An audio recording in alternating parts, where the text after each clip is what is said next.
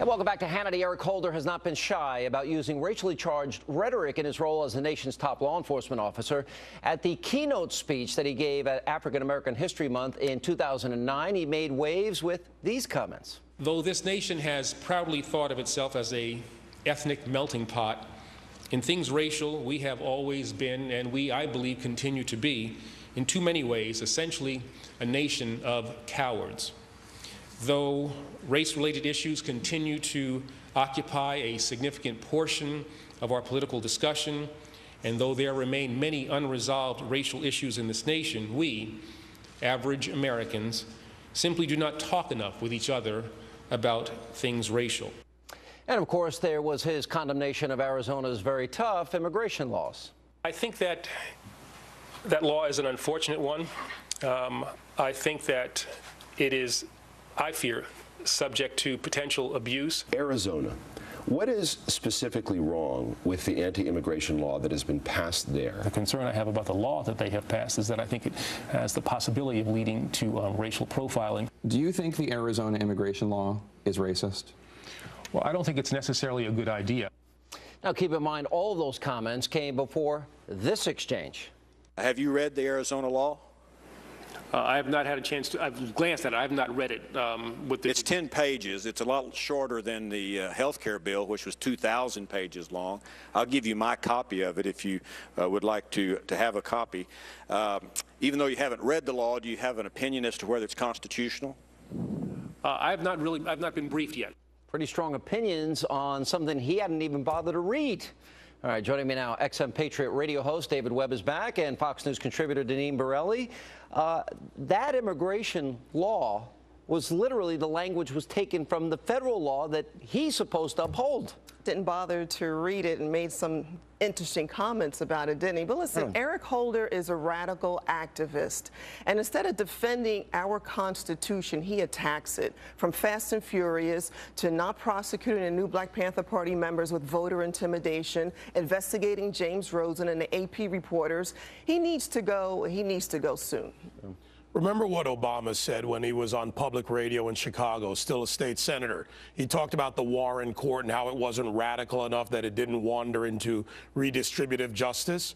This is the Eric Holder meme. He believes in this, and he's now in a position to use the nation's laws to enforce redistributive justice and social engineering. He is a radical. He's one of the most political, if not the most political attorney general in modern times.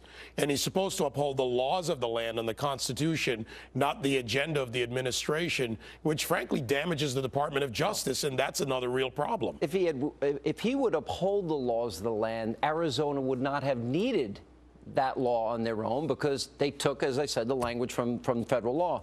What is your reaction to the comment, we are a nation of racial cowards? You know, he's the coward.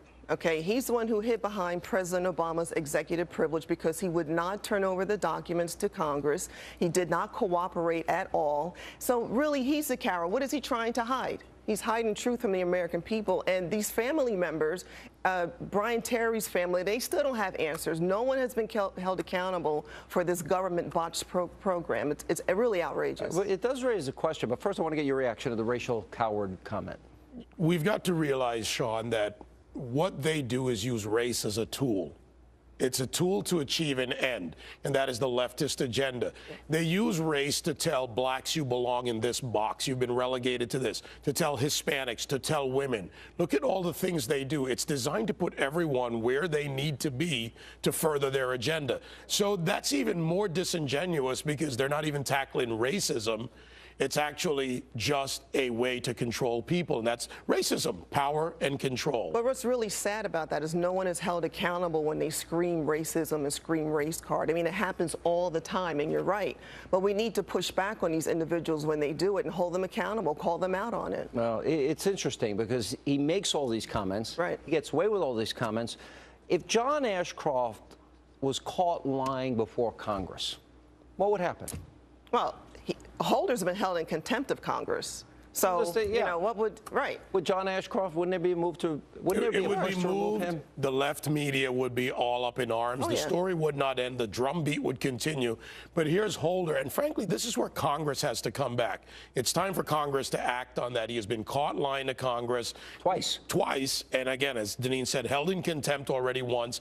Think about what that says to the rest of the federal judge system, to the other judges and attorneys, you know, state attorney generals, that the top law enforcement officer does not feel he has to be bound by the law and by his duties. But not only that, even everyday American citizens, you know, we uphold the law. And we interact, don't- yeah. and we interact And he's with the the legal top- system on a daily basis in Right. America, you know, business and otherwise. Are they saying that the Attorney General is not bound by the very laws we are forced to live by? Right. All right.